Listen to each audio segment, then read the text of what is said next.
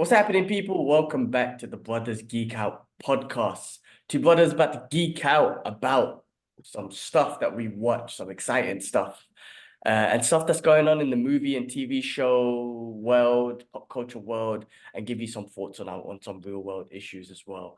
Guys, as usual, check the description if you do not want to hear about what's happening in our lives and you want to skip the real world issue stuff and get straight to the news.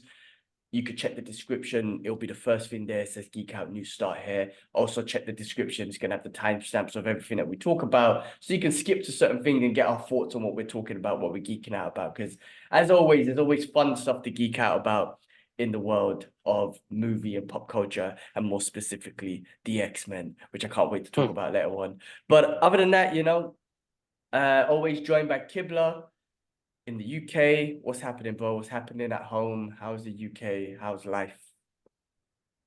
It's all right, bro. Getting by, man. All good, to be honest. We here. I still wake up in the mornings, which is a good thing. I'm grateful for that. Other than that, country's in shit, bro. I had a thought. I was like, since the pandemic, this country has been a joke, bro. And it's not even that, bro. All of these side effects and shit is kicking off from people taking the vaccine. Oh, it's quite sad to hear. Very sad to hear, but it's Yeah, the world we live in. that vaccine, like there's so much things, man. I mean, I think about this with Rogan all the time because he talks about it all the time, constantly, right? When the vaccine came out, a lot of people didn't trust it. Some people did. You didn't have the opportunity, but scientists, world-renowned scientists, or people, athletes, or whatever, anyone who just had an issue with the vaccine, even if it was just like, I'm allergic to this thing that's in the vaccine, whatever it is, they were censored, they were cancelled, they were everything, right? The mainstream media never spoke about anything negative with the vaccine at all. They pushed it because they were all being sponsored by a vaccine. I'm not anti-vaccine. I was forced to take it. Cool, I took it. But if I had a choice, I wouldn't have taken it. But my point is, and we're going to get into the real world issues later on as well. But with Rogan, he talks about it all the time. He talks about how mainstream media and the world cancels people and he's like, there's something issue. There's a problem with that. When the world cancels you and the mainstream media cancels and doesn't talk about you and cancels you and whatever because of the vaccine, then there's something wrong. But when the mainstream media and the world does the exact same thing about Palestine, he doesn't clock on. It doesn't make no sense. I'm like, how could you not clock on that? If you speak about Palestine, if you say anything, the government, the mainstream media, everyone tries to cancel you. You lose your job, you lose your Instagram, all that stuff. YouTube tries to censor you. Same thing almost with the vaccine, but he's not suspicious with that. He doesn't think, how come this is similar with the vaccine? He doesn't put two and two together. That I'm like, come on, Joe. Like, you're smarter than that. And I love Joe, and I still listen to his podcast. It's the only podcast I listen to because I love the reason why I love his podcast, not even though I don't agree with him on everything, is because he has conversations with. I don't agree with him everything. He has conversations with people I don't agree with, but the way he has those conversations, they're easy to listen to. Like, I would never listen to some of his guests if they were on other platforms because those platforms are boring. So that's why I think his platform's so amazing. It's not just because of the content, it's because of the way the content's laid out. It's easy to listen to Joe Rogan talk about topics and stuff that you're not interested in, and he makes you interested in, or topics that you're not agreeing with him or his guest, but he puts it in a way where it's easy to digest, it's easy to listen to, be like, fuck, I don't agree with this prick or whoever, but you've set an environment where I can listen to this and just get that perspective. Anyway, I think brought that that's up. why I wanted to make that point. But yeah, other than that, I know the country's basic, man. Come move to Dubai, bro. Move to Dubai. It's basic here sometimes as well, but it's better than the UK. no. Yeah. Other than that, all good, bro. Just getting by usual day-to-day, week-to-week stuff, man. Just trying to get a handle of stuff. I think as you get older, it's hard to maintain something like that's continuous. It's always something different. So that's what I've been finding hard. I was working at a show yesterday, which I'm absolutely tired, but I had to drop Nia off to mum's. And that's what I'm saying, like simple things in the UK when it comes to like, I know you're going through your own maintenance issues over there in Dubai, but public transport, shitloads of money. I don't know what happens to that money, bro. I know half of it goes on probably funded to different places, pockets. people's cousins' business getting money and it's rerouted back to him. I'm telling you, bro, there's something dodge going on, bro, because the amount of money that we give for London transport, it is bullshit, bro. So I have to. So where I jump on the train to Mum's Tottenham Hill. If to get on the second platform, I have to go up a flight of stairs, then come down a flight of stairs, probably about 40 steps. Yeah, they got a lift there, which is always broke. It's never working.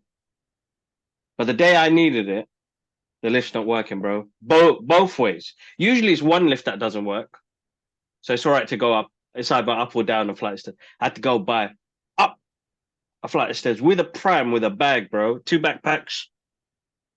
Good. I would say about 30 kg, including Nia in there. Carry this thing up, bro. I've already got a bad back already, yeah. But not buckle, because any way I come down, up or down, she's hurt. Exactly. That's what I'm thinking about more than anything. Buckling and hurting her. Exactly. So that's my main worry. So I'm thinking, I got 3 minutes before that train gets here. Nobody's helping.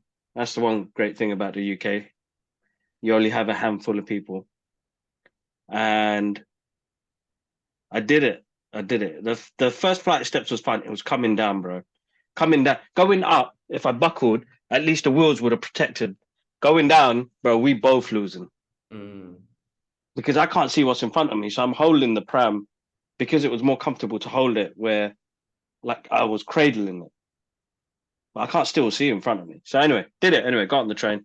Bro, within that 3 minutes, lose, sweat, dying. I'm not even got to work yet, bro. Stinking like a expired milk carton of dud. Oh, but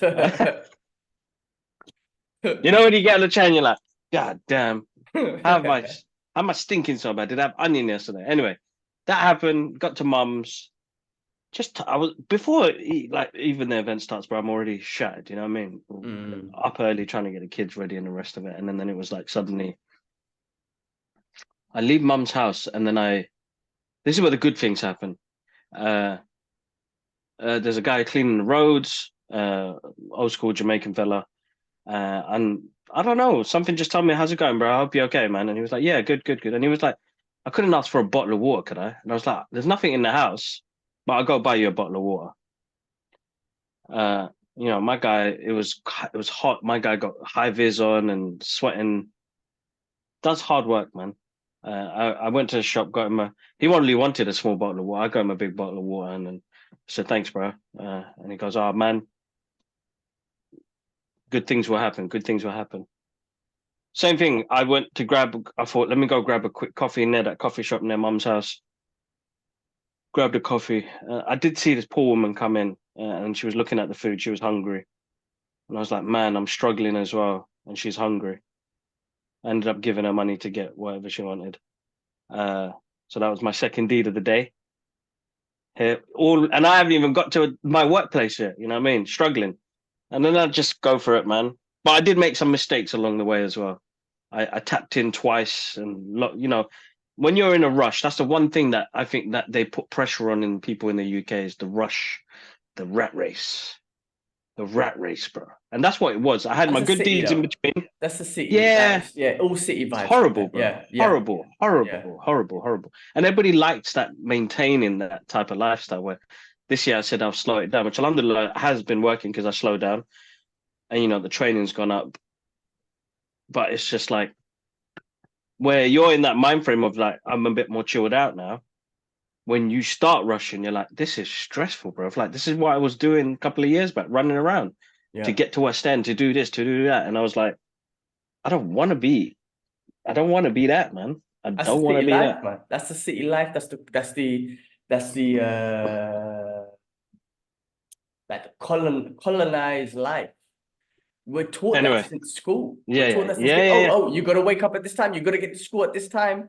And when you're at school, you're scheduled. Everything's scheduled. Playtime scheduled. This class is scheduled. Whatnot. Playtime. All that sort of stuff. Like, yeah, maybe at school there might be some creative stuff you do, but everything's scheduled. Everything is training you to fall into this bubble of what we do, and we do it because this is the way of the world. I don't know if I want to say unfortunately, I don't know. Some people make it or whatnot, but there was this quote from Tulsa King in Sylvester Stallone's show, and he said something about this. He was like, school is designed to show that you will wake up. The school is designed to put you in a position, like to train you, to put you in a position where you will wake up, show up at a place every day on time, at a place where you don't want to be, to do something that you don't want to do, but you will do it for a good certain amount of hours. And that's what school kind of teaches you to do in the job. And that's the same thing with a job. Like you wake up every day, you be there every day on time to do something that you probably don't want to do, but you do it. And that's what school teaches you. And that's what job is. That's what life is. Now, I'm not saying everyone goes through that. Some people love what they do. Some people feel on schedule. Some people are working towards getting out there. I'm trying to do that. But in general, that's the life, that's the struggle like that we go through. But it's very, that's why I think like nowadays, I do think people are weaker mentally. I do think mental health is a big thing. I'm not saying that it's not a big thing, but I do think like the old school people like dad and older just had a different kind of grit. Now, I'm sure they go through their own mental health, which they've never been comfortable talking about, or it's never in their generation, but they handled it. This is what I'm trying to say. They handled it. They were hard-working individuals. Now, I don't know if it's a good thing where it's like, yeah, but they're struggling with mental health. Maybe, I'm sure they are, but I'm sure they have a different grit and way of handling. Where in our generation and the more our generation, mental health is such a big thing to talk about. And we should be. But a lot of people use mental health as an scapegoat to just quit. I can't take it no more. I'm gonna quit. I'm not gonna do this job no more. I'm gonna get divorced. I don't want to be with this girl. Whatever it is. I don't. It's better for my mental health if I just don't. It's used as an excuse, and that grit, that day-to-day grit that the older generation have, is just lost completely. Right? We're not taught to kind of push through. And I'm not saying that you shouldn't manage your mental health, because I think that's important, but you cannot forget that grit and that natural human ability of survival and pushing through. And because you'll never know if you don't challenge if you don't challenge yourself, you never know that, oh shit, I showed up, even though I wasn't mentally feeling it or whatever. I showed up, like I did it. I think that's the thing that people have forgotten to do, bro, is showing up, and they've forgotten how important that is, because whatever they're going through now, it will pass. It will pass. You know, everything that we go through is a test. We are going to be tested, whether you're religious or not religious or spiritual. Just it's a test. It's gonna test your patience. It's gonna test how resilient you are. It's gonna test if you're a good or a bad person. Because there are days, bro, I'm a bad person, bro. You know. And today I was told straight up, I had a work appraisal happen, and they were like, "Kibbs, listen, I know you're not meant for this place." And he was so honest to tell me, "You could do better than this, so much better than this, but there's something holding you back." I keep telling him it's probably fear, you know. That's a good manager. Was that your manager? Yeah. Yeah, that's my manager. Yeah, he's a friend. I'm gonna class him as a friend, bro. That's a good manager for someone to acknowledge, because you've spoken about that openly here. But for him to acknowledge it, and rather than bring you down and whatnot, he's trying to encourage you to be like, there's something that, there's something better for you. Because there's ways for him to have used that to be like, you're doing a shit job here and discourage you. Yeah. Of course. If he worded it in a way where it's like you could do better, like I think, but there's something encouraging, amazing, and amazing by that, man. No, I know, bro. I know, but I need to take that leap of faith, right? Mm-hmm. I need to genuinely take that leap of faith. But yeah, like easy. that's what I'm saying. It's not easy. It's not easy. It's not easy. That's why I think I'm where I am today. Like, don't get me wrong, I have loads of opportunities. I'm in a great position, all that stuff. But for me to change my job or whatever, that I think it's because I'm nervous. I'm scared. I'm scared to change. So I just want to make the one change. I want to I want to make a change, but I want to finish up certain financial predicaments I put myself in before I make that change.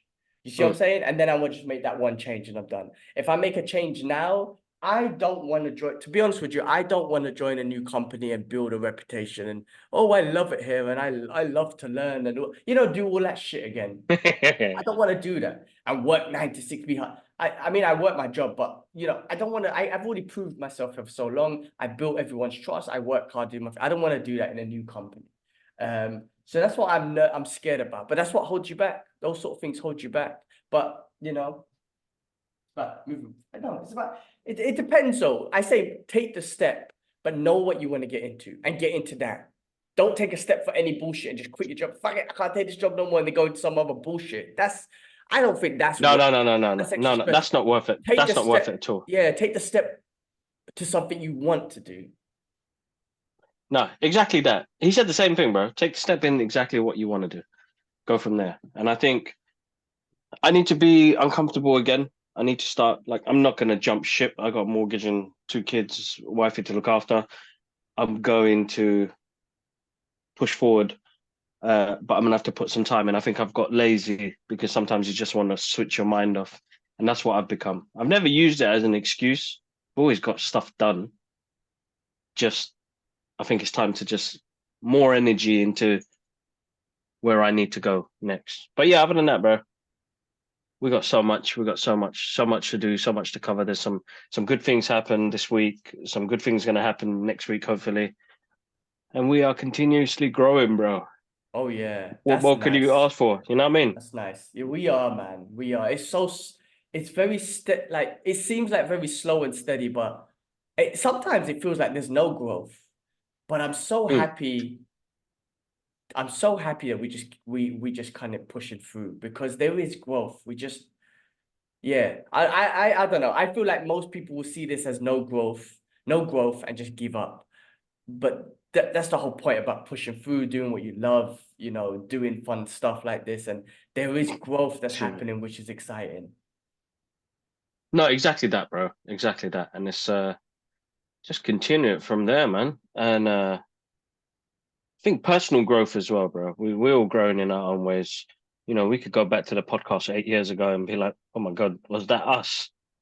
Oh my God, how To the where hell? it is now. So there is massive amount of growth there.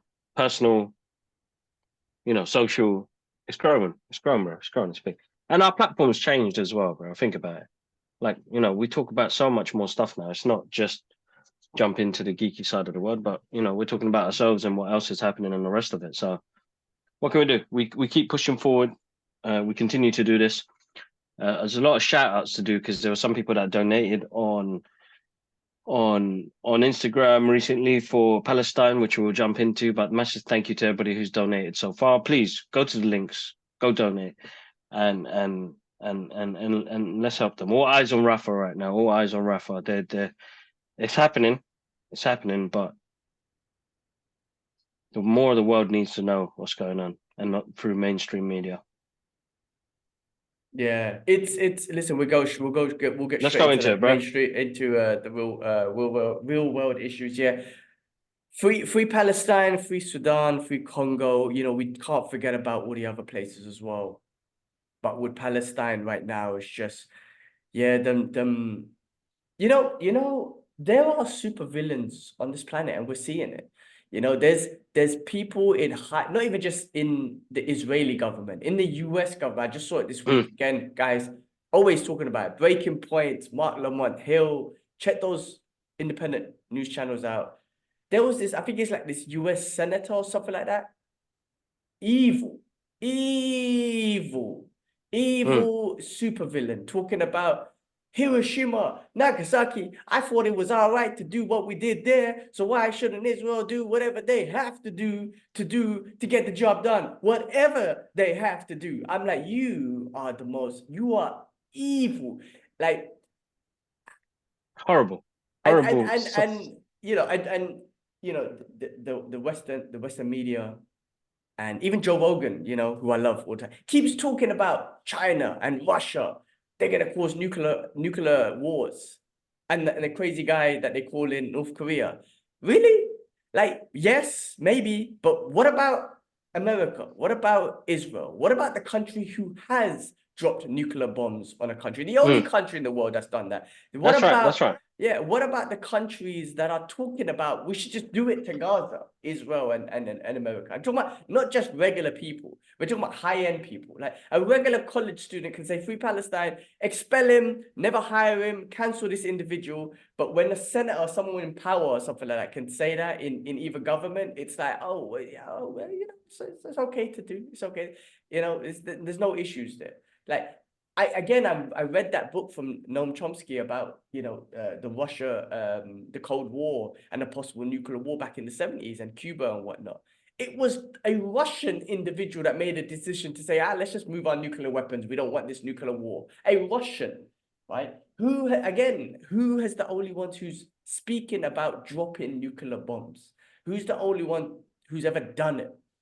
Like, we have supervillains on this planet who actually think they're the good guys, but this is what happens though. People are so, you know, it's crazy to hear these things. Like, no, you know, there was, you know, today I was listening to, so Bill Maher, who I can't stand, is a racist piece of shit as well. But he's got a podcast, and he's the one you might have seen the Ben Affleck clip when Ben Affleck talks about, you know, Muslim people and you know, he was on that Bill Maher show. Is that Bill Maher? Because Bill Maher's racist. He blatantly is a racist dude towards Muslims and whatnot. But he had Bill Burr, who's a comedian. You know Bill Burr. And Bill Burr, the way he destroys Bill Maher is hilarious, bro. Because he does it in such a comedic way and just destroys him. Like, you have to watch it. It's absolutely hilarious. Okay. But Bill Maher just sits there for example, like, and he just talks about the college campus kids talking about Hamas, and Bill Burr's like, well, no, they're speaking out for the Palestine. And then Bill Maher exposes himself, which is true feelings. So it's like, well, it's kind of the same thing, isn't it? And then Bill Maher, the way Bill Burr just looks at him, like, that's how funny and great Bill Burr was. Like, he didn't have to say anything. He was just like, I looked at him like, they're the same thing? Are you sure? So that's your thought? So the people in Palestine and the children in Palestine are all, like, it just exposes him, and then he cusses him about it and whatnot, because Bill Maher tries to claim to be brave. Oh, I'm brave talking about, because Bill Burr says, well, I'm just here supporting the kids. And then Bill Maher tries to go on like, yeah, but nobody wants to see dead children. And he tries to act like I'm brave talking about this. Oh, you're brave, yeah? You're brave talking about killing people in Gaza. They're all Hamas. Like, your whole government gives them billions of dollars to do it. Your whole mainstream media supports it. You have senators saying it. What do you mean you're the brave one? The ones who are getting cancelled, the ones who are getting censored are the ones who are saying, oh, please don't kill children. Oh, cancel that person. Those are the brave ones. Mark, we're going to talk about Mac Malone in a bit, but that's a brave individual. In more techniques, Bill Burr in this, cussing him about it, is brave, because those are the ones getting cancelled. But it's you know, there's a couple other things that's happened. You know, the gala show happened last week, and a lot of people are you know, cancelling celebrities. Or listen, man, I will unfollow celebrities. There's certain celebrities I don't want to know about anyway, right? I'm gonna be real. There's certain celebrities who've spoken in support of killing. When I say support, you can be pro-Israeli, but if you don't acknowledge the children being killed in Gaza and those people, then that's a problem. So when you're just like supporting the killing of babies, like a Jerry Seinfeld and whatnot, I don't know you anyways. I don't give a shit. But I can't. To me, I don't know. I have this separate feeling. Like, if someone hasn't said shit, I believe they should say shit, but you can't force them. That's my opinion. Like, someone who just hasn't said anything, like, I would say just, I don't know, man. It's a tough one. You know, I love The Rock. I love that guy. I think he's amazing. But when the Israel thing happened, he supported him, and he should have, because innocent people died. It's a horrible thing. But now 15,000 children are dead and 40,000 Palestinians dead. The whole of Gaza's blown up. My guy ain't saying nothing. And I'm like, what, man? I love you to bits, man. But if you said something for those people, you should say something for these people. But you're choosing not to, because we clearly see where you stand, or we're being controlled. And that's what the issue I have. I still love The Rock. I still love Joe Rogan. I'm gonna love them to bits. I love listening to their content. But that's where my issue lies. Like, if you just said nothing at all, I'm like, all right, you said nothing. I still think you should say something for people who are dying, but you said nothing. But the fact that you want to say something for them and you don't want to say nothing for these people, that's where I'm just like, bro, that's a bit iffy. But forcing people to say free Palestine, I saw this clip of someone, some influencer trying to force Alec Baldwin. Just say it, man. Just say Free Palestine. Don't force him. If like the way I see it, if that's his expression, he doesn't give a fuck about them. Let him be. He will say in his own words. He won't say nothing. But you can't force people to say Free Palestine. This is my opinion. They have to And I think feel this is it. where people, yeah, you have to feel it. You You have to have to feel it. feel it. And if you You have to don't, feel it. as Immortal Technique said it, I love that message that he put. If Bro, I you love that don't message. feel any empathy towards 15,000 children, let alone 40,000 people, then I'm sorry for you because something happened in your life where you have no empathy for human beings. I'm sorry for what happened to you. I love how Immortal Technique said it. That is Perfect way to put it. Perfect way to amazing. put it. It's the same thing I've been saying to people as well. And because a lot of people have been messaging saying, you know, ain't you blocked The Rock and the rest of it? I've never followed him because he doesn't, you know, I know what he gets up to already. He is a cool guy. You know what I mean? We know all of his stuff got shared by thousands of people. I don't have to follow him to go through that. You know what I mean? And I've got no qualms. The thing is, some people cherish their own lives and what they have. That's the honest truth, bro. How are we meant to have empathy if we don't relate to it? You know? Some people just want to get on with their lives and get the jobs they want to get, make the money they want to make. They don't want to lose that money because once you're in it, bro, you're in it. But I suppose one thing that we've learned is never forget where you've come from. And most people don't. And it means a lot to them. But, you know, empathy, religiously, humanity, you know, they got their own agendas and own things. They're worried about how to be even more famous later on. Everyday folk, we don't have issues like that. We don't have, yes, some of us may do, but being the center of attention, that's one of the key things for them, you know what I mean? Brands to work with, you know, we've lost loads of opportunities, bro. We've lost loads of opportunities, even though we've been censored on our podcast as well. We're still getting views and the rest of it, but our YouTube, bro, plummeted because YouTube had already had that based in their algorithm that we're talking about. Unless you already had a big following and we got big names, you know. But we've never been that type of podcast. We've always been just about us. Yeah. But You they know what got I mean? cancelled. A lot of people got cancelled anyway. I mean that what's his name? That big I forgot his name now. He converted to Islam. It was a big advocate with big speaker. I can't remember his name now, brother. But yeah, some people just their Instagram accounts and want just got cancelled. They got stopped. I mean, it goes to show, and you know, same thing with the TikTok thing.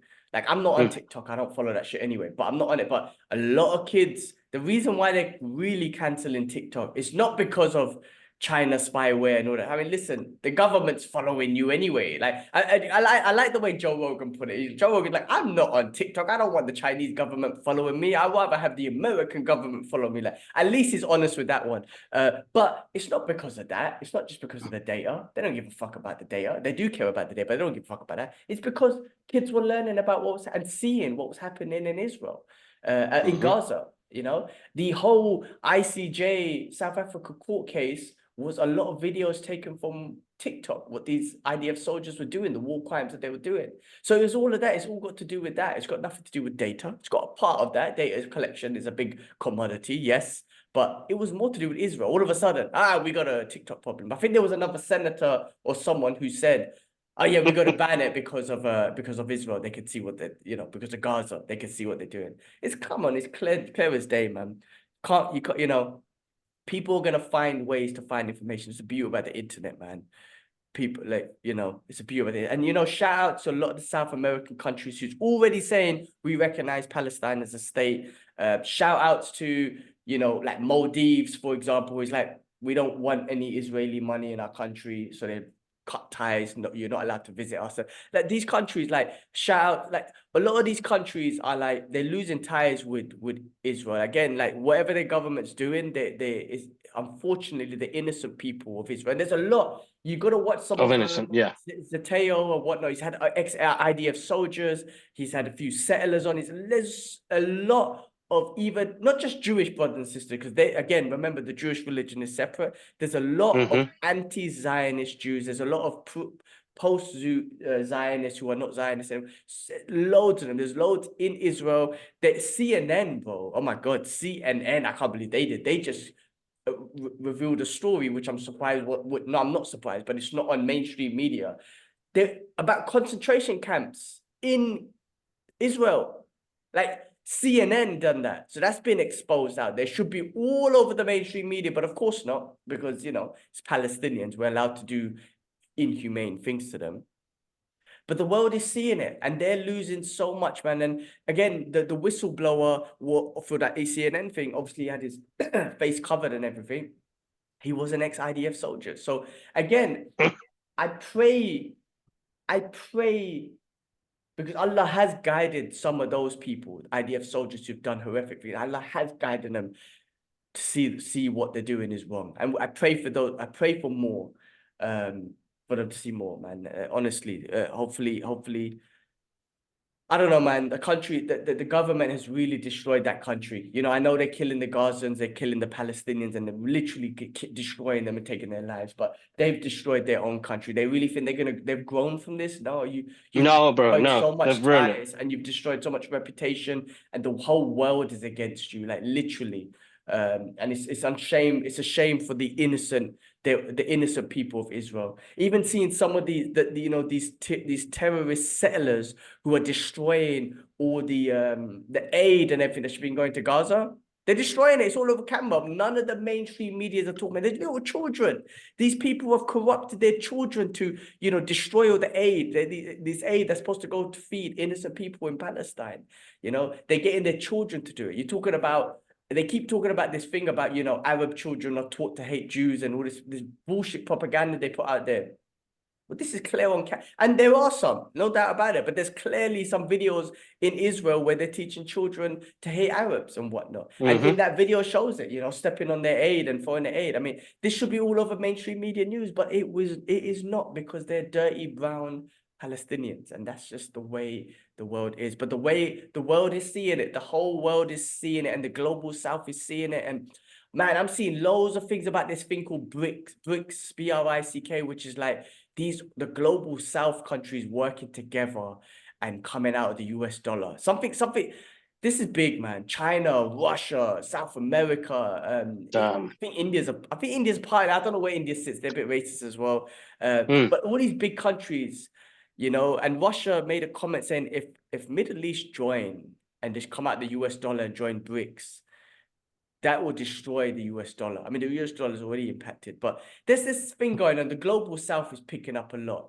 And you can say, yes, China and Russia are inhumane too. Yeah, they all are. Like, who isn't? They all are. Let's just not get it twisted. Like the West is the hero. No, they're villains. And yes, all the others are villains too. But there's certain people that are killing people indiscriminately, and there's certain people that are exploiting. Like, there's levels to villainness, man. They're all fucking villains. There's super villains and there's normal villains. Like, I don't want to say that, and there's good people too. There's good things too, but killing people, I think that's going to the extreme version of villains. And who's doing that, really, compared to exploiting? Things are changing. No, bro, exactly. The world might change. The world might change. Maybe not now, but maybe in 50 years, maybe in 60 years, man, all empires come to a crash. And if you don't acknowledge things, man, if you don't stop the killing, your empire just goes down, because the world turns against you, man. Because people have empathy. But it already has. I mean, did you see that little clip that Harrison Ford was saying? No, I They're didn't the see future. What did he say? They're the future. I can't remember where he was, but he goes, they're the future. Who's he talking about? The college students. Yeah. Oh, shout outs to Harrison Ford, man. Yeah. So that and there's more to it. You know what I mean? Macklemore does something really brave and jumps on a track. It's probably one of the best propaganda tracks that has come out, as people are calling it. His pro-Palestine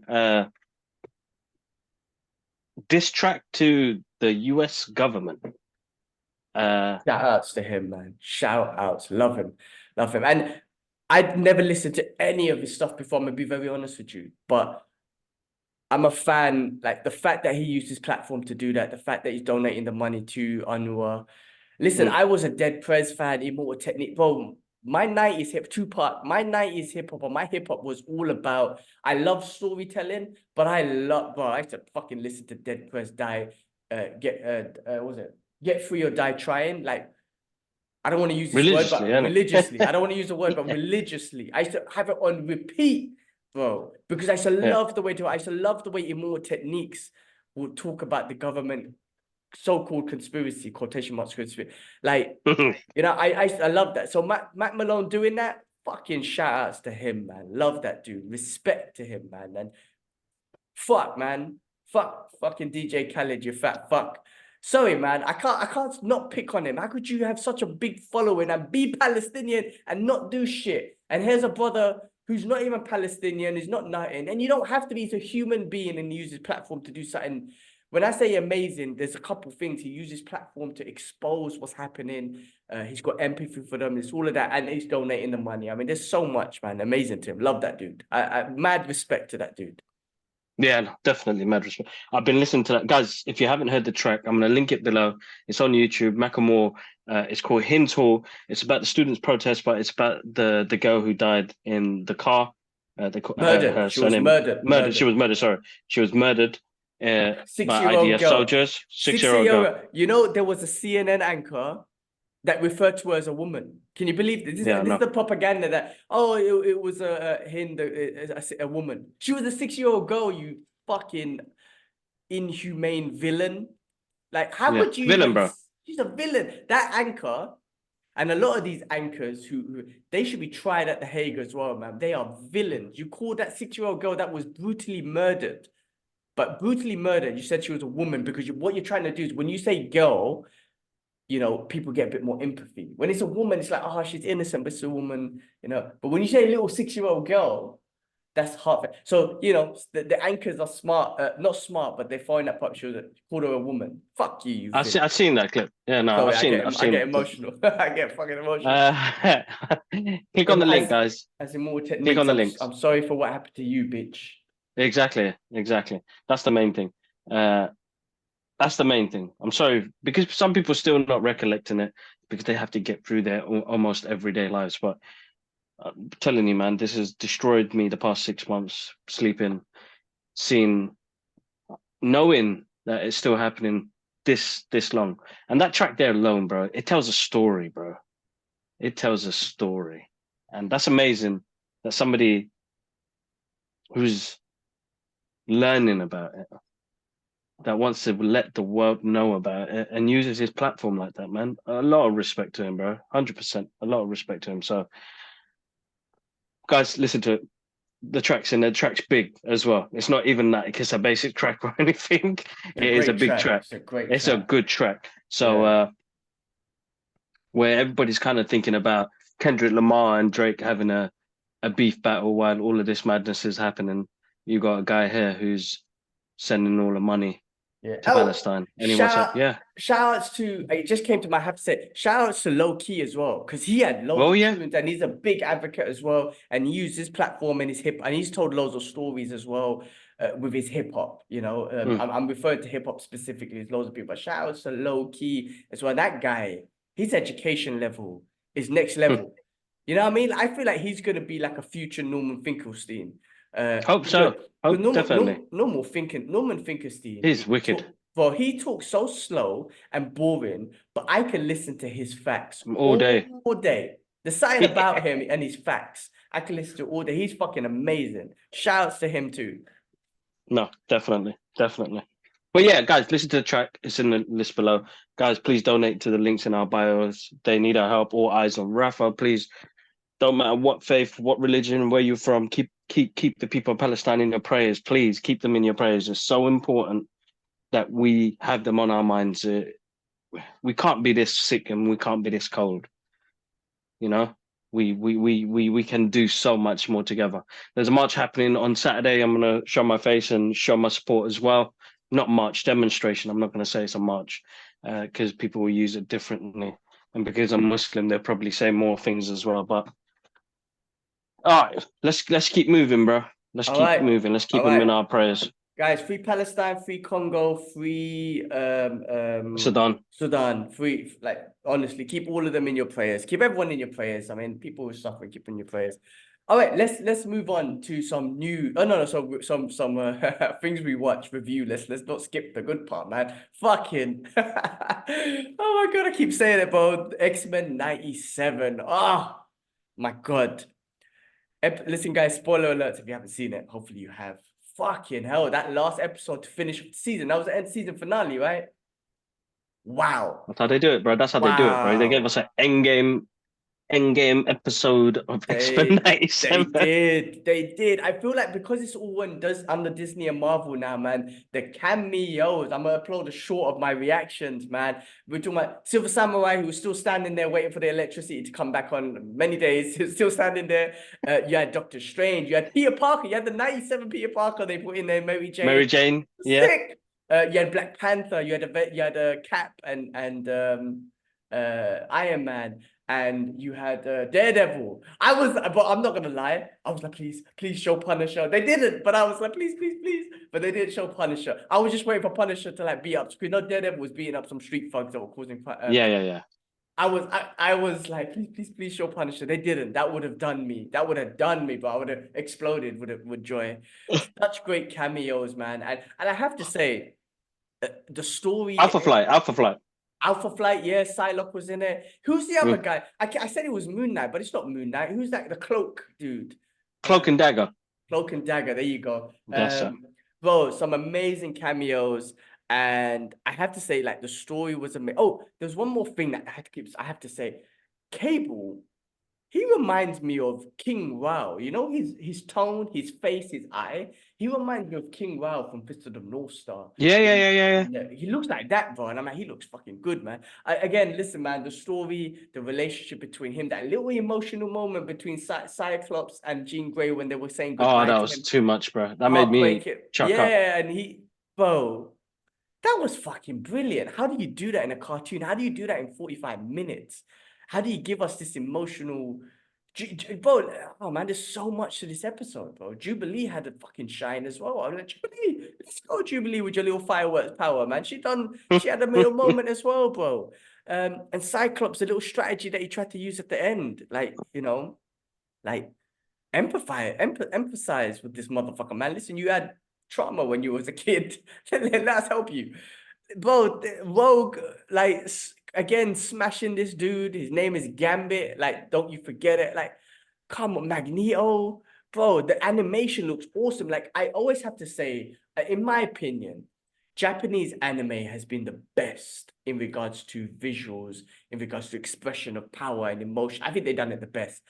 And I'm not saying this copied it, but I'm saying, like, you know, the American cartoons, the Western cartoons were great. But when you can kind of take a bit and copy a little bit, that's fine too. You know what I mean? I feel like they've influence, bro. Their influence is there. Influence. Bro, because Professor X, I've never seen him as an Omega mutant. I know he is.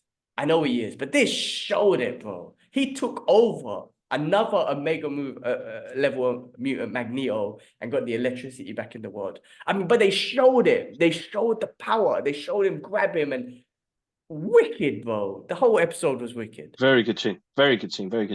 Listen, bro, they took elements from, you know, different comic books.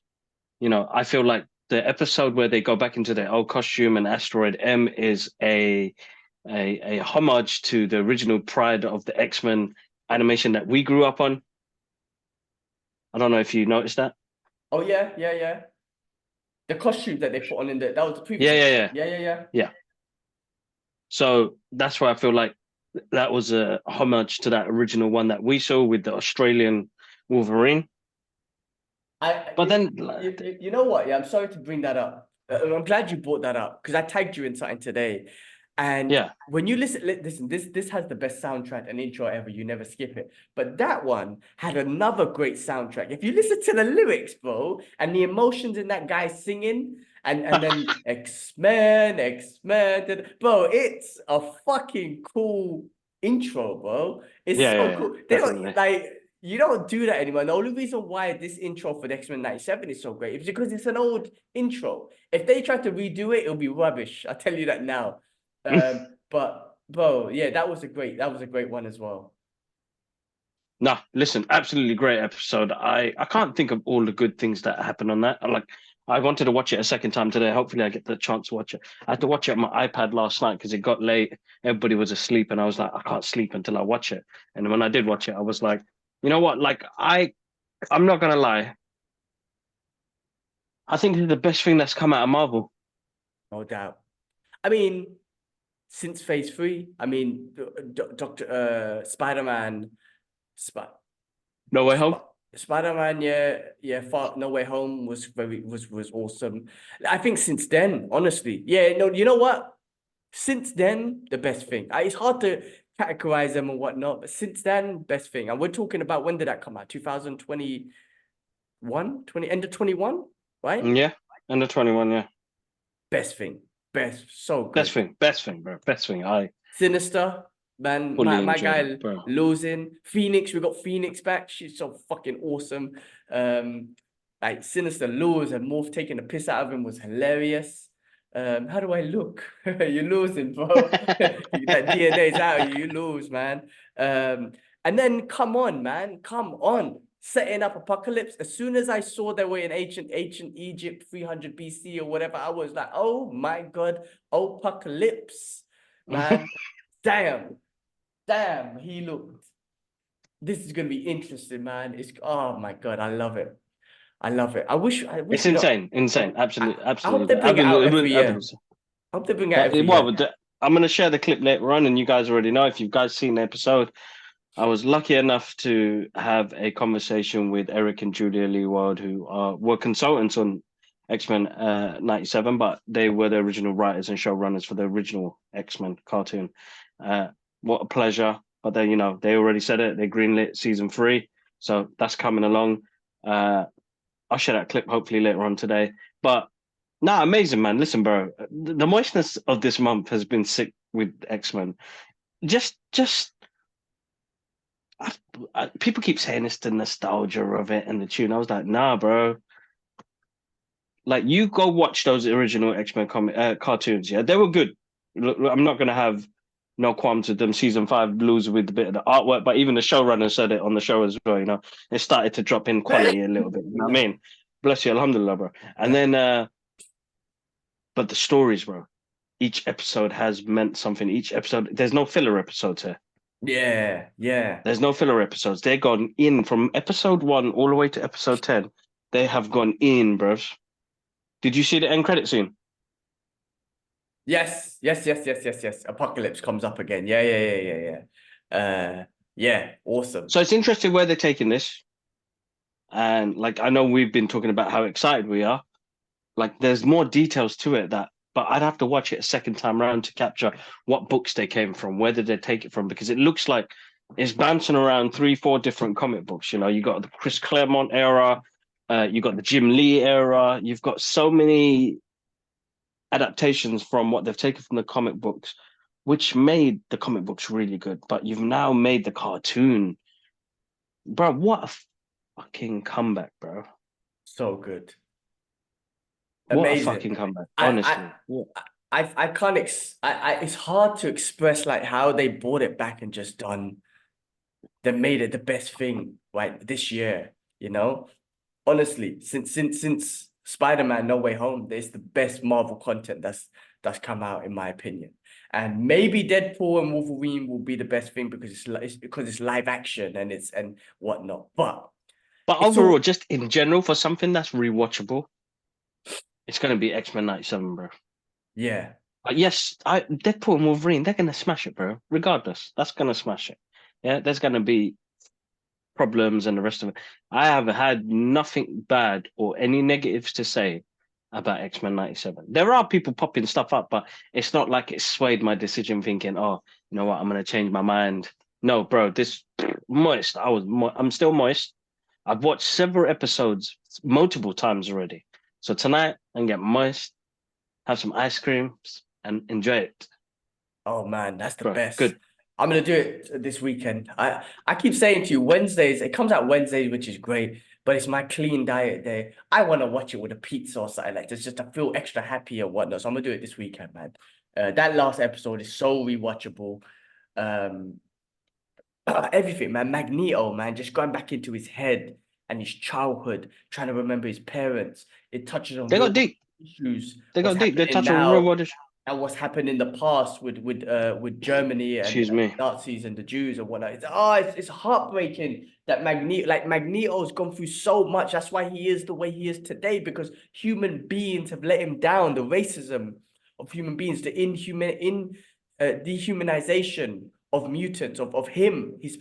Bro, it's crazy, man. It's crazy that it touches on that. It's crazy that they went there with the cartoon, but it makes you Reality. understand. Yeah, and it makes you understand Magneto.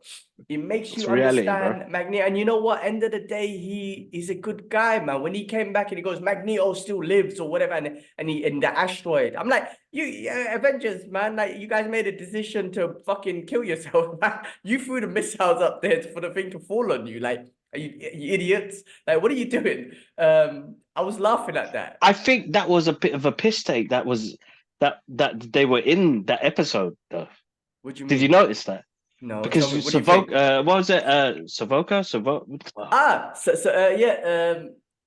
Freaking Avengers Part 2, yeah. Yeah, Why's that country gone blank? Slovakia? No. Savoca. No, I can't even say the word, man. Forgive me and my dyslexia. Sokovia. There you go. I think that was a little diss to that, bro. Of course, it was. I don't know about this, but it was definitely. It definitely took it from that and Ultron. And, yeah, shit. Oh fucking hell, it came. That's Because they crazy. had the Iron Man there, and you had Cap had his head down. It's like, oh, we lose when we did it. Yeah, seriously, we made a mistake. Because they didn't really say it's MCU canon. Yeah, but then you Okay. had T'Challa come up on there sounding like T'Challa. Woo! God rest his soul, man. Chadwick Boseman. It sounded like him, and I was like, oh, emotions. Oh But man, was it T'Challa or T'Chaka? I think it was T'Chaka. was it T'Chaka? I swear, because I said T'Challa, and then I swear Cap it mentioned T'Chaka. I'm pretty sure he mentioned T'Chaka, man. Oh, let's check it again because Don't even watch it. when he didn't have the mask, he actually I'm gonna watch it again later on. Cool. Yeah, bro. X-Men '97, one of the best things ever. Best One of the best things things ever. ever, Oh, man. I'm telling you, bro. Yeah, we're on what So we're much. we're chilling now until Deadpool Wolverine, right? So a month and a bit until that comes out. I guess 2 months, I guess, until that comes out. All right, guys. Well, look, freaking hell, awesome, awesome, awesome, awesome, awesome, awesome. Let's move on. I watched Kingdom of Planet of the Apes last week in the cinema, Yes. and it is fucking brilliant. And you know what occurred to me since the Caesar saga, and I'm gonna call it the Caesar saga, and I'm really happy that this, as you Yeah. said, and I'm glad you didn't spoil it much, but it did pay respect to Caesar. It did have Caesar involved as well. He was so almost like a prophet to them, a leader or whatnot. Yeah.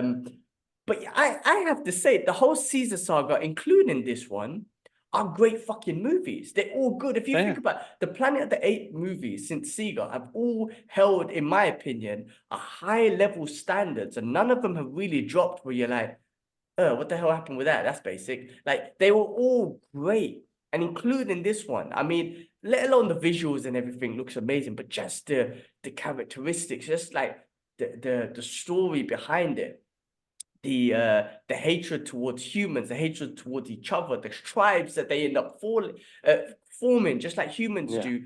I mean, again, the respect for Caesar, that or even taking Caesar's name and using it in vain to do horrible things. And then, you had the old orangutan this was 200 years later or so, right? Or it said many decades later. So was it the same orangutan that No, that's Raka. He's a different. It's Okay, different. okay. But Yeah. listen, you do such a great job to build these animated ape characters that I felt emotional when he died. Like, you do that to me. Like, Yeah.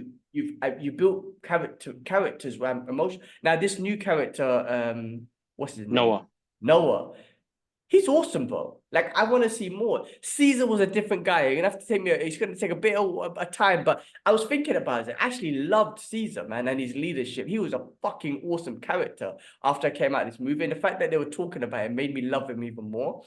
Exactly. But I feel like Noah's gonna be that guy as well. And I have to say, even Proximus, some great fucking names here. I have to say, he was fucking awesome. I mean, Kevin Durant done a great job, but he was. like they've done a good job to build the villains, the characters. I'm like, damn man, he's an evil bastard, but there's something cynical about him. There's something But likable about him as well. And there's something about where he's like, I wanna help. I want to make sure these humans don't take over again. So I want to take over. I want to take what they left to make sure that there's something like he wants his apes to, to still survive. Fucking brilliant, bro. Brilliant movie. I have to say. so because I absolutely loved it, and it's had me questioning in the past couple of days now, the past week or so, since we saw it last week was, do you think Noah's going to turn into a bad guy, bro? Because I feel like he feels like he's given something to the humans that's going to cause more issues. Because there was that scene at the end when he looks at that girl. Is it May?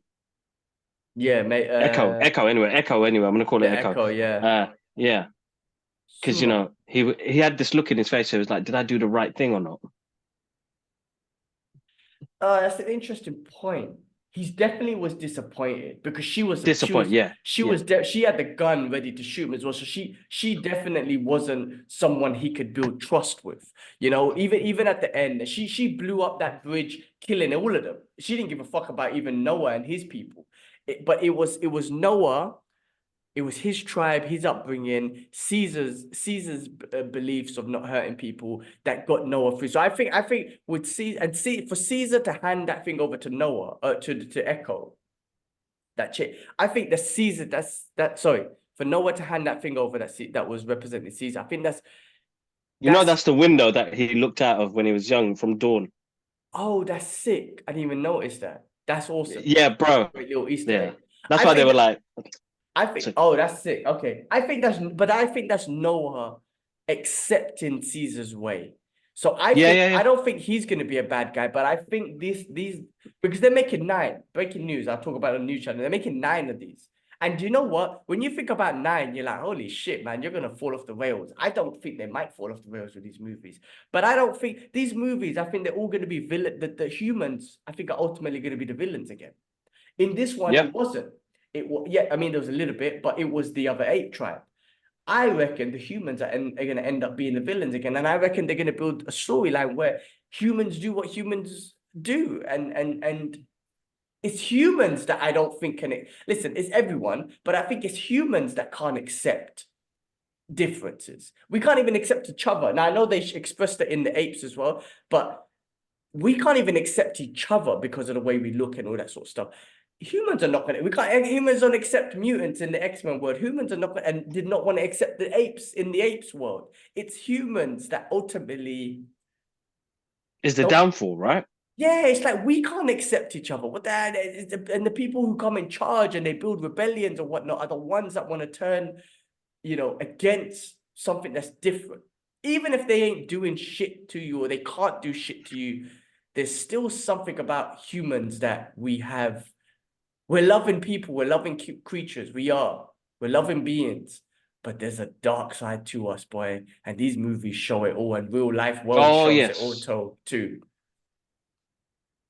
If anyone's going to destroy this planet, it's humans. Let us be real. And I'm not talking about environmental shit. I'm talking about literally destroy the planet. I'm talking about Avengers making a mistake and blowing up a meteorite, thinking that you're gonna stop it instead it comes down crashing you. That's humans. That's human making dumb decisions and nuclear bombing ourselves.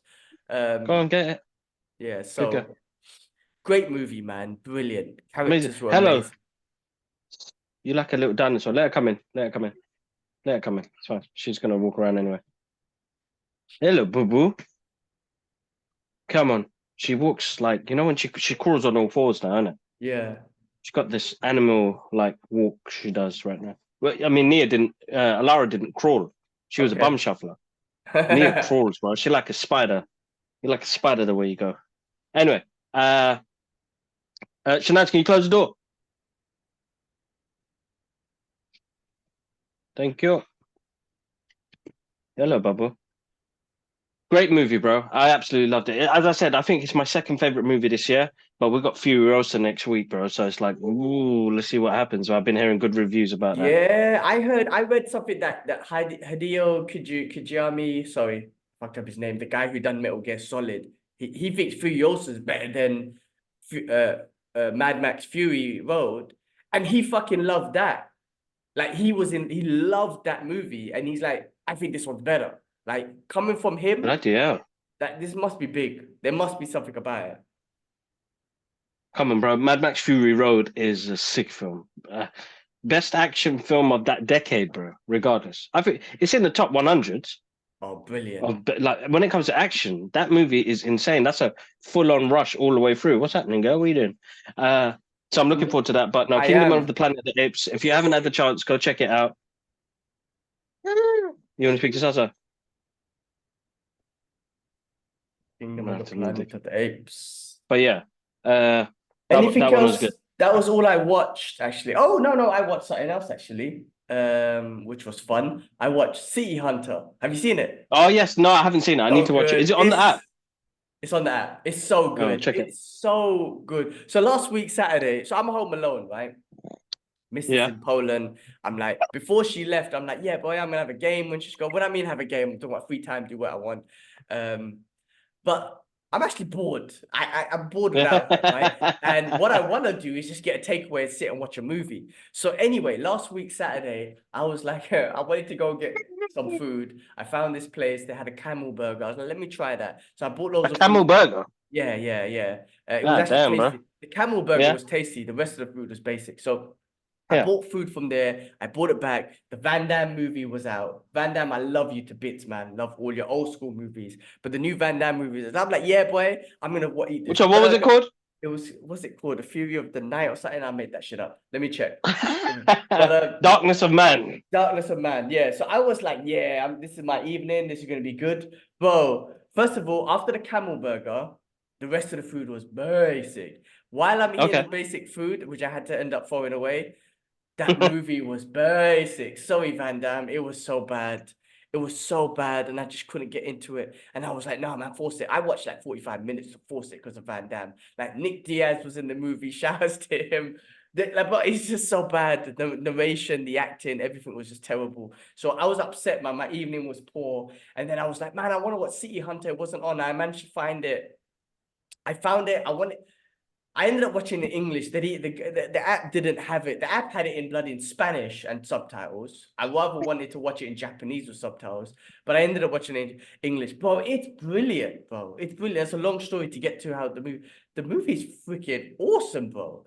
Awesome. Now I know City Hunter from Jackie Chan's version, to be honest with you. I know it was originally the manga and the anime and whatnot, which Jackie Chan kind of took from.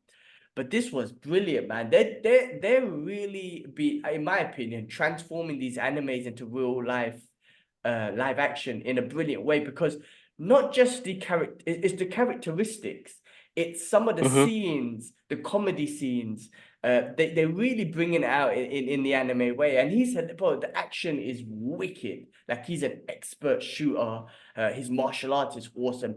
We talked about it when I watched Boy Kills World, and I was like, it's interesting how they're finding new ways to do action. This movie does it. Yes, the end scene is brilliant, and his fiendishness cracks me up, bro. It makes me laugh. Like he's such a fiend. Every girl that he sees, he's such a fiend, but it makes you laugh because he's so like giggity, like that character from whatever what's that show American Dad. Family Guy. Oh no, Family Guy. Yeah. Family Guy, whichever one. No, I think it's Family Guy. Yeah, like The one that we used to call. Yeah. cool. Yeah, exactly. I know what you're talking about. But Yeah.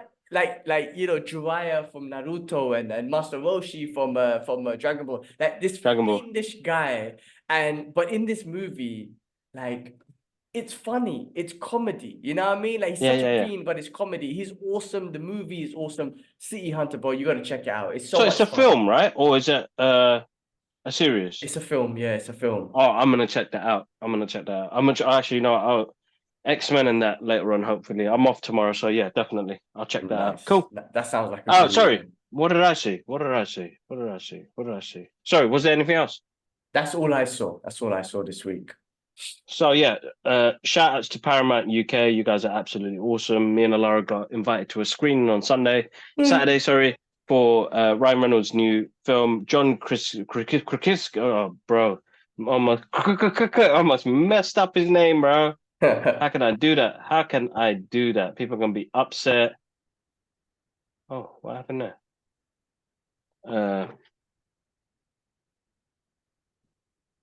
Anyway, Imaginary Friend. We got invited to watch Imaginary Friend. If, right? Is that what Which it's was called? If? yeah, it's called If. It's called If. Yeah, it's such a good film, bro. Yeah? I've got to say, I was a bit skeptical about what it was going to be, and when I saw it, it just reminded me. And I think that's what John did when he wrote the story, was bring back the 80s and 90s, Oh, really? bring it back, bring back fantasy to a level where it's sweet, it's emotional, it's telling you a story about somebody. So now it's funny because we spoke about Never Ending Story, yeah, and it's funny this film comes up because it's about a child wanting to become a grown up, but grieving over the loss of her mother, and and and and trying to move on, but still being a kid, but being able to tell stories along the journey as well. And it's about imaginary friends.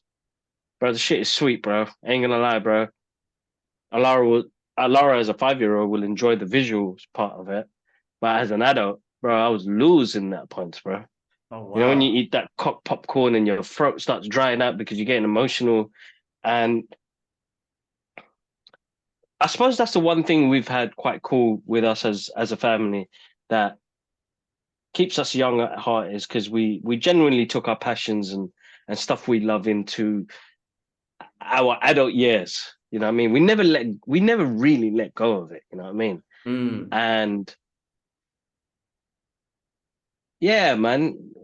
I mean, there's only so much I can say about it. You guys go check it out when you get the chance. Whether you watch it on, you know what, whether you watch it on cinema or VOD, whatever you do, make sure you watch that film. It gave me a nice sense of what I loved in the 80s and 90s as a fantasy movie. Like, you know, it'll make me think about Labyrinth. It made me think about Neverending Story. It made me think about Batteries Not Included. You Oh, it's a know, great movie. movies like that. You know what I mean? Like little, you know, happy movies just to be what it is. It doesn't need to be anything extra. You give me a couple of really funny moments. You give me some really heartfelt moments, you know.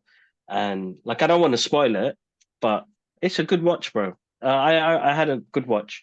That was a good film. If you guys get the chance, check out If. Ryan Reynolds is awesome, but the cast as well. You got Steve Carell, George Clooney, man, the list goes on, bro. I could tell you how many people are in this movie. It was a good, fun movie. It's a movie I will watch again. It's sweet, man. It's sweet. When you're a kid, you don't want to lose that part of you where you're a storyteller. And like, you know, I looked at Laura and she's a storyteller. You know, she'll tell you about her day, but I know she exaggerates. That's You something do. She she's taken like from me. Yeah, yeah, you she's no, taken that from me. she's That's a what I'm saying. child. Yeah, she's a child who has creativity, which is what you want. But you do that. She gets that from you for sure. Because you're the biggest exaggerator in the world. But I love listening to a lot of her stories and I love her expressions and if she's amazing at it. That's beautiful. Yeah, it's good. It's all about that, bro. It's all about that. It's a larger than life. Being able to tell stories, I think, is important, and it's a way of grieving as well. So it gives you a grieving process as well about how you tell those stories, and you know, don't be quick to wish to grow up so quickly. So always keep being a kid. I say, keep that with you. But yeah, great movie. That was one to check out. Awesome. Awesome. Anything else you watched? I watched MacGyver. I'm Ah, I'm starting so MacGyver. Which is so cheesy, it's unbelievable, but it's just an evening watch while I read my books, and then suddenly I'll notice something basic. He just makes shit out of everything, bro. That guy just can get out of every situation. Good on him. Cheesy American 80s TV. What more can I ask for? the But yeah, other than that, best. nothing else, bro. We've got hopefully we missed Garfield, which was on Sunday. We couldn't make it. There was far too much going on. Next week is Furiosa. And then a little Nice. bit of a slowdown after that. But yeah. I'll probably catch Furiosa in cinema, I think. I think that might be a cinema movie for me. Oh yeah, definitely, Um, definitely. cool. I think Kong versus Godzilla's come. Oh, it's on the app, so I'll probably watch that this weekend. All right, cool, nice. All right, well, in that case, let's get into some news. So we'll start off with some Marvel and DC and comic book news and stuff like that. So first of all, big news. Ralph Ineson, hopefully I'm saying his name right, has been casted as Galactus in Fantastic Four. Big character, big villain. And I just Googled him. I mean, he's in movies like that I'm Guardians of the familiar. Galaxy. Guardians of the Galaxy, The Creator, Ready Player One, Yeah. Harry Potter. English actor, yeah. So whether it was going to be him and all these rumors about Antonio Banderas, look, you just need a cosmic voice, and that's someone with a deep, and put some echo to it. I don't know, yeah, cosmic, man, make that shit cosmic. That's all you need. So good on him. I'm looking forward to it. I'm looking forward to that. I'm looking forward to see how he looks. You better make him look like Galactus, not him, obviously, but obviously you can be the voice. I'm talking about Fantastic Four. I don't want to see a cloud, which they won't, because we saw in Eternals what a century, whatever the being, the big thing's gonna be. So they're gonna give us a nice Galactus. I can't wait for that.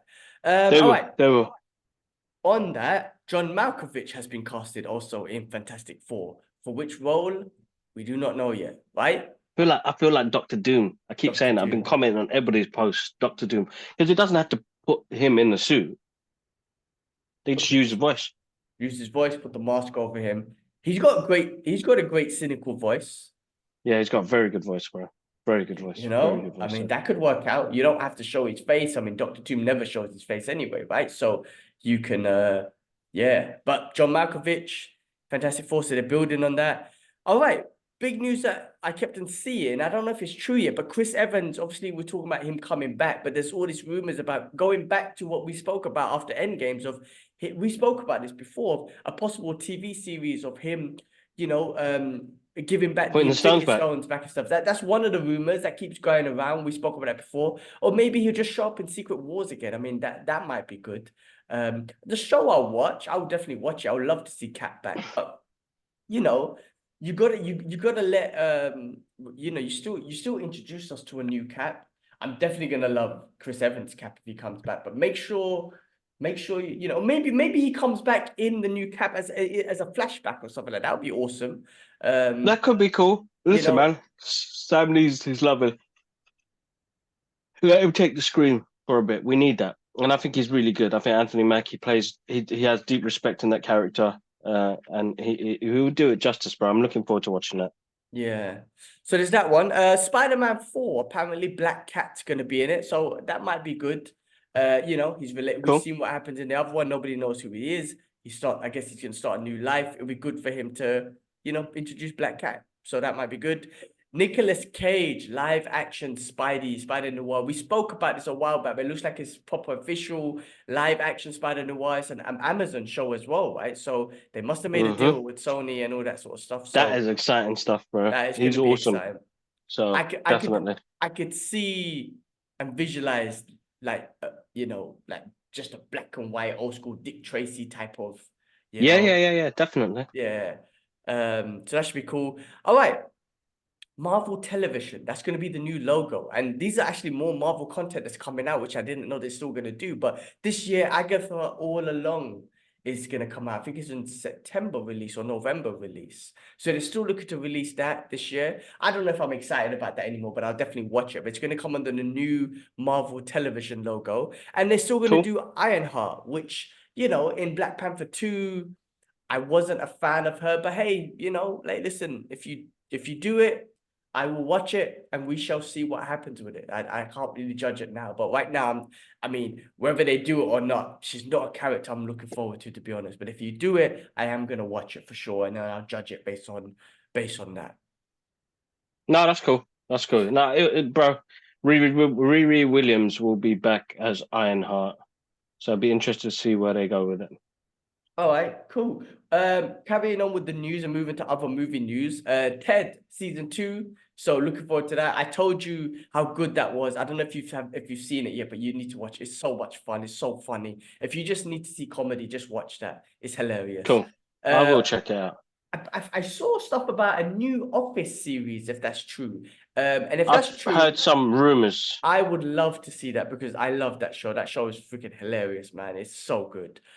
So new Office series possibly coming. Jeff Bridges, Dave Bautista, and Bryan Cranston are set to star in a film adaptation of Grendel, with Bridges playing the Titular monster and Bautista playing Beowulf. Okay. Grendel. Do you know what Grendel is? When you say Trying to Beowulf, remember. I'm thinking of that whole Animation, isn't it? I'm thinking of what's that one that Hugh Jackman made, man? Let me try and find it. Beowulf. Wait, hold on. Why is this? Hugh Jackman. You know that when he was like a demon slayer type thing, man? No, that's Van Helsing. Van Helsing. Okay, yeah, no, I'm wrong. Yeah. What am I looking at? I just Googled Grendel, and Grendel is a character in the Anglo-Saxon epic poem Beowulf. He is one of the poem's three antagonists, along with his mother and dragon, all aligned in opposition against the protagonist Beowulf. All right, I don't know shit about this then. This is new to me. I don't know what this is. But it looks like some sort of fucking Sasquatch type thing. We'll see when it comes out. We'll wait till it comes up. All right. But, hey, I saw Jeff Bridges, Dave Bautista, and Bryan Cranston, so I was like, let's talk about this. Shogun season 2. It looks like, It's happening. It's gonna happen. Listen, season 1 was awesome. It was like the Japanese Game of Thrones. It did take me a while to get into it. Once I got into it, you're in. It's a brilliant show, visually stunning, and once you get into it and get to know the characters, it's absolutely fantastic. So Shogun season 2, and I feel like this is gonna be a possible, 6 to 8 season sort of thing, if they do it right. Exactly. Hiroyuki Sanada. As long as he's in it, he's freaking awesome. Love that dude. A Tomb Raider series coming out on Amazon Prime. I listen, the video games. I played a little bit. I watched some of the movies. I saw the Angelina Jolie movie, but I'm not a big Tomb Raider fan. But for Tomb Raider fans out there, that could be a show. Maybe I'll watch it because these new video games to movie adaptations are really good. So maybe they're taking another stab at Tomb Raider, but putting in an Amazon show might be better. Yeah, could do. Definitely. Mahershala Ali and Tom Hardy are starring in a movie called 77 Blackout. Two amazing actors, and it's going to be about the blackout that was in New York City in the 70s, I think it was. Okay. Or early 80s or something like that, and about some of the underworld shit that would happen there. Two amazing actors in a movie like that. Let's go. On that. Roadhouse 2. So my guy Jake Gyllenhaal make Roadhouse 2, looks like it. Oh, I've been having bare arguments with people online, man. I've been that negative guy online recently. Well, you're I've been commenting. I'm joking. Nothing bad. I've been just like, no, and I've been putting pictures up of somebody saying no. Like, don't call it Roadhouse 2, man. Call it something else, man. I honestly, I don't know why, man. I just that the movie doesn't respect that name it's got. They should call it something else. I think that, listen, I enjoyed that movie, but I think they should have called it something else. It's a fun watch. As I said, bro, like I can watch it, but if you called it something else and just said Jake Gyllenhaal, Conor McGregor, everyone's gonna watch it anyway. So you should have just probably called it something else anyway. Yeah, so nah. Yeah, I'll watch it. Maybe that's man. I'm not that bad. I still watch it. I'm not that negative guy, bro. Come on, I watch it. But call it something else. Yeah, that's what it could have been called. Something else. They should have been called something else coming out on Amazon Prime, starring Jake Gyllenhaal and Conor McGregor. The last thing I got, which was a bit of a sad news and fucked up a little bit. Steve Buscemi got punched in New York City. He's okay, but why the fuck would you? Is there a reason? I don't know. I didn't see anything. I don't see him. I didn't see any reasons of him causing issues and whatnot. But listen. The fucked up thing is people get punched every day, which is fucked up. There's obviously way more bad things happen, but I don't know. I saw this. We're talking about pop culture news and all that sort of stuff. So Steve Buscemi got punched in New York. I remember a while back, Rick Moranis got punched in New York. And he seems like such a sweet guy. Steve Buscemi is an absolute hilarious dude. And he's old as well. Why you want to punch this dude? But fuck New York, man. I'm not going there. Sorry, guys. Sorry, New York. I love New York. I've been there so many times. I love going there, getting pizza and whatnot. But I don't know if I ever want to go back. My company ever does a work trip to New York. I don't know if I want to go anymore. But anyway, Steve Buscemi, wish you a speedy recovery. I'm glad you're okay. Oh, man. Cool. All right, man. Any other news before we finish off with retro movie reviews? Listen, man, they're looking to do a spin-off with Donnie Yen for the character he played in John Wick, Ooh, which will nice. be very interesting. I don't know. I think it's probably in writing at the moment, but yeah, that's the only other thing I wanted to add onto the list. Donnie Yen is a legend. Yeah, I'll watch that movie definitely. I've been watching all the John Wicks again. I'm gonna try and do number 3 tomorrow. Hell yeah. I did, yeah. Actually, a shout out to Chadwick, who's the director of these movies, because he just escalated those movies to a different level. Yeah, there are some scenes in number 2 which I really enjoyed, bro. Like he really put action. You know, there's a scene in the car at the beginning when he's in the factory and he's driving the car and the camera pans in and out. But you know, shout out to Keanu Reeves for putting that action in at that age as well. Fucking wicked movie, bro. Wicked franchise. Listen, I would have liked to add the number 1 because I think number 1 is perfect. Number 1 is a perfect movie.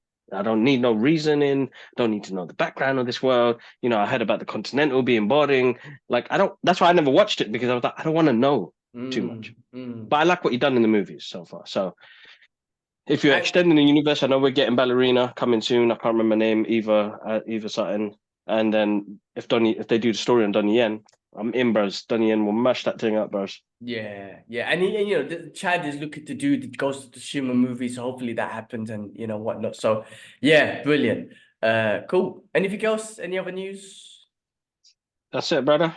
All right, cool. Well, let's finish off with retro movie reviews, and this week we're going to talk about the Outsiders, 1983, which is a great movie with a blockbuster cast, bro. Check this out: Matt Dillon, Ralph Macchio, Patrick Swayze, the handsome bastard, Rob Lowe, Tom Cruise, Emilio Estevez, bro.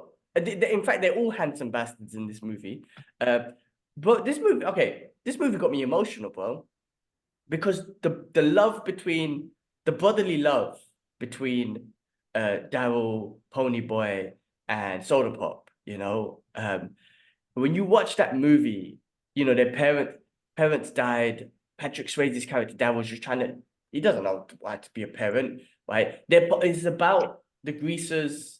You know, they're the outsider. These are like the poor redneck type of white people. They're talking about the poor white people and whatnot. The love that they have, the fights that they kept on having, and the love that they had, it just reminded me of us three brothers, man. It just got me really emotional, especially that end scene and whatnot. And I thought they've done some great cinematography in this movie, in my opinion, from a 1983. Some of the close-ups, some of the outward staring into the sunset, and some of the stuff they talk about. It's really deep. And, you know, like I was thinking while I was watching this movie. So this movie is about the outsiders who are basically the poor white people compared to the rich white people in the 50s type of thing, the greasers and whatnot. And, you know, they made Grease, which was like all animated and singing and whatnot. But it was a tough time for them, right? It was like gangs and shit. First of all, they were all handsome. I was like, you guys fucking, for poor white people, you're like the most handsome, chiseled But face. Tom Cruise did have his little buck tooth. Okay, Tom Cruise a bit of buck tooth or whatnot, but the rest of them were good-looking dudes, chiseled, smooth shave, and everything, right? Patrick Swayze in there. It's like I've got a man crush on him because we keep talking about it, but he was a handsome bastard, bro. I don't care. No, bro, agreed, 100%, no doubt about it. But may he rest in peace. He's a good-looking dude, man. Good-looking brother. Bro, great movie, man. I'm seriously, man. When you think about that cast, when you think about the story it tells, Francis Coppola, right? Yes. Director's Francis Coppola, yeah. Let me check. Yes, Francis Ford Coppola, yeah. Yes, yeah. Who directed? Francis Ford Coppola directed Godfather Part 2. Godfather, yes, that's right. Yeah. He done Part 3. Yeah. Hey, no, he done all the Godfathers, in fact. Yeah, he did all the Godfathers, yeah. Yes. Oh, this guy, but he done Dracula, but this motherfucker. Yeah, bro. Loads of stuff. Bro, Francis, don't mess around, Francis, bro. But listen, he had a great because when you read the book, bro, and that's one thing you should do. When it came to adapting to the screen, a few things changed, but he gave the book the love that it deserved, bro. It's one of the, you know, Stay Gold, Ponyboy is one of the best things in the world. Yeah, you know what I mean. I've got a friend that I used to work with in Jessup. She had a tattoo saying "Stay Gold, Ponyboy." You know what I mean? So yeah, like, you know, you've got a connection to a story like that. It's, you know, it's still the struggles of somebody growing up in a poor neighborhood and going through systematical issues, bro. So Yeah, well, yeah, no, that's exactly what it is. I mean, damn, he done Jack as well. It's another brilliant movie with Robin Robin Williams. Williams. Yeah, yeah. Oh man, Brilliant. that movie was brilliant. Oh, shit. Great movie, great soundtrack as well from Bryan Adams. And Yes, that's Jennifer right. Lopez was absolutely fantastic in that movie. Acting wise, what are you thinking about it, dirty bastard? Back to Outsiders, bro.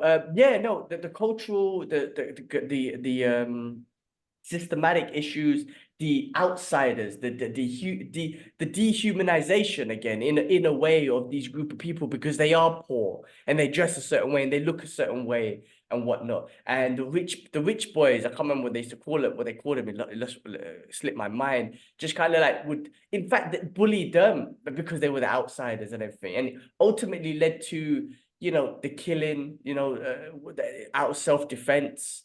And then they had to kind of go off. And then, what was beautiful is they turned it around because end of the day, they were just kids. They were kids and they were good kids. They just didn't have the same opportunities and they were looked down upon and whatnot. But it's the same thing when you don't give these people opportunities, they turn to a life of I wouldn't say they turn to a life of crime. It's just that you're just not giving them the opportunity. So what life do they have? But then, when they see the fire in the church, they'd even hesitate to run in there to save them, which ultimately led to the death of Ralph Macchio's character. Ponyboy. Ponyboy. No, Ponyboy was things, man. Ponyboy was Ralph, because Ralph was the one who said, "Stay golden, Ponyboy." Ah, I've got it here. Hold on. Johnny. Ralph's cat. Johnny. Johnny. Yeah. Anyway, Johnny. like they didn't hesitate to go in and save the children. They weren't bad people. Just because society said that they're the bad, poor white people and they're part of the gang, they weren't. Like they were kids. So the trauma and shit they got, all of them are going through trauma. Their parents are all messed up, arguing and all this, sort of sleeping on the street, smoking at the age, all that sort of stuff, right? Okay, that's the upbringing. But when it came down to humanity and saving children, they didn't even hesitate to run into that burning church to save them. It just goes to show, don't judge a book by its character. But Don't stop dehumanizing people. Like, you know what I mean? society teaches that, bro. Systematical governmental shit teaches that, bro. I'm telling you. Exactly. And that's a generation of shit taught to people. And there are movies there just clearly like that to show that these are the struggles they went through in the 50s between themselves, bro. Between themselves. And you're right. That's how the world ends, bro. They're clicking buttons and just killing each other. But they a lot of these are teenagers, young adults and whatnot. So they're going through growth, they're going through puberty and hormones and the brains and all. Kids do stupid shit anyway, right? But when you're already dehumanizing a bunch of kids and whatnot, it puts them in a difficult position. But it does show the classism in the era and in school and whatnot. Even the girl Sherry, she tells Ponyboy, hey, if I don't say hello to you in school, don't be offended. Like. It's like, wait, we went through all of this together and you still won't even say hello to me. That's how much, what's the word I'm looking for? Like, how much she doesn't want to be looked down upon by her friends. That's how much, like, why have I gone blank on the name? Because people care, like, is that people get cared about, reputation, and yeah. where you stand in place, which is a shame. That's like the real world today. It's like on Instagram, like you can't be seen with certain people. You don't want to comment on certain things. I don't know. It's weird. After what they've been through, she even likes him. She even said about Matt Dillon's character, who was a douchebag, if you want to pull it in those words. Like, if I hope I don't see him again because I'm gonna fall in love with him. But she liked him, but she could, like, he was a bit of a douchebag anyway. But he was a greaser. You can't like a greaser. You know what I mean? But it was just like. Her telling Ponyboy that it's like, man, like you can't even just put that aside and tell your friend fuck off. But especially back then, you couldn't. Now people are a bit more open, but she couldn't just tell her friends. There's different things to it. Yeah, that's a shame. That's a shame. But a great movie, bro. Great film, great book. Brilliant. If you guys ain't read the book, check out the book. But Outsiders, man, I love that movie, bro. It's going to be one of the all-time greats, bro, in my collection of movies. Like, I love the soundtrack. I love the look and feel of it.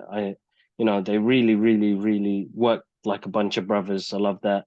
It's a touching story about humanity as well, bro, and what we're capable of. if you put us in the right situation, you'll see who kind of steps up. Because you'd be surprised. You'd be scared shitless, but you still step up on the line. You know what I mean? Mm. There are cowards that wouldn't step up to that line. And we live like that every day, bro. Some cowards know how to work the system. That's how I see it. Some cowards know how to work the system to be in the good books, bro. Some cowards, bro, because coward. I've been calling some people some cowards recently, bro. And that's just because here's me trying to be professional, bro. But deep down inside, I know who the cowards are. But then they'll get the respect for it, which is a shame, bro. Because this is, you go up higher now and going back into real world stuff. All them people in power are cowards, bros.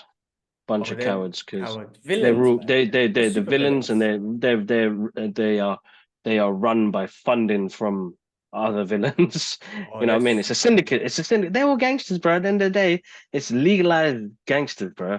Just get away with shit and rip from the poor. You know what I was saying this the other day? We still getting rinsed, bro. You know, even though you'd think, you know, people get their way, we didn't. Sorry, we lose on that one. They destroy us, bros. They string us after, and that's all the anger that came up from going up a flight of stairs and a flight of stairs down. Plus, no motherfuckers helped me as well. So you guys will watch me do that shit. Like they were watching it, like, you know, it's one of those strongman competitions. You motherfuckers standing on the side watching, man. You could have said, brother, can I help you? And I think that's what vexed me so much the most. And sorry, I'm going off topic a little bit, but the humanity, like. I was happy to help that brother out cleaning the streets in his high vis jacket, sweating in this weather to buy him a bottle of water because he deserved it. He did the work. He did the time in. I keep forgetting how a little thing can make such a big difference in people's lives. And maybe yes, the stairs fucked me up, but it made me do something kind and feed that woman as well. So Allah, thank you for giving me some sort of peace in those two moments to say, I know I'm struggling. I know I'm finding it hard. I've already started off my day shit, but you made me do some nice things in the process. So it's what Ponyboy and Johnny did. They did the right thing. And that's all yeah. it takes. And they didn't hesitate to All it do it. takes. They They didn't didn't hesitate to hesitate. do it. Yeah. I didn't as well. Like, you know, he said, can I get a bottle of water? I just said, bro, come with me to the shop. I'll buy you one, man. And then the Mm. same thing with the woman. She said, can I get some food? Everybody else said no in the queue. I said, like, just pick what you want. Bro, I only had £10 budget for that day. That was gone. But it wasn't about that. It was that person will feel different that day. To believe that there is some sort of hope in the human race, in the humankind, and that we can do good, bro. It's just we have to do it together. And yeah. Anyway, that's the moral of that story. That's the moral of my week, bro. Let's work together, man. We work so much better together. So much better. Well, this is Put what that I set this aside, you this know? this is what I was saying about you know, traveling the world and me going to like countries where they're not as rich, it's not that city life. Like we lose it in that city life. It's a part of it's almost like school and business like doesn't almost teach you to look after one another. It's like business. Do things that benefit you, do things that benefit your team. But if it's to benefit the competitor, then don't do that, right? If it's to benefit someone else, don't do that. Like there's something again systematically in this city life, which is just hustler, look out for yourself, look out for your people only. And yes, you're going to be biased to your own tribe and whatnot, but there's nothing about looking after other people. Now, I know in our religion, you know, we have to give charity and zakat is a big part of it, whatnot. But, you know, I've been reading loads of things and zakat is like, yes, 2.5% of your salary, but it's about even smiling at someone is zakat, right? Showing a smiley face, being nice to people, just being kind to people, being tolerant. All these sort of things is a part of zakat, man. And there's so much to it and whatnot. So, you know, it is good to just walk around with a smile and just say salam alaikum. Like, don't be a creepy Greek, like don't be fucking creepy. But you know, just these little things, you know, All about the little things. about All the little about the little things. things. Yeah. All right. Well, guys, that was our movie this week's retro movie review, The Outsiders. Brilliant movie. If you haven't seen it, blockbuster cast, brilliant movie, great director. Everything about this movie is fantastic. Do check it out. Yeah, check it out, guys. Check it out. Brilliant movie. All right. On that note, that's all I have. That's all we have for this week. So, Kibla, take us out, bro. Massive thank you again for all the support on the channels, guys. Make sure you check out that episode with Eric and Julia Leeward, who are the writers and showrunners for X-Men 92 all the way to 97. Bless them, guys. They were special consultants on X-Men 97. When I see their names come up at the end of the show on 97, I get giddy, bro. It's like, I just spoke to them. So check out that episode. The link's below. Please donate. Go to our social media pages. Help the people in Palestine at the moment now. Follow us on our social media journeys. But listen, massive thank you for the support. I think that's the main part of it. And let's work better together, guys. All right. One love. Peace. All right, we out. Peace.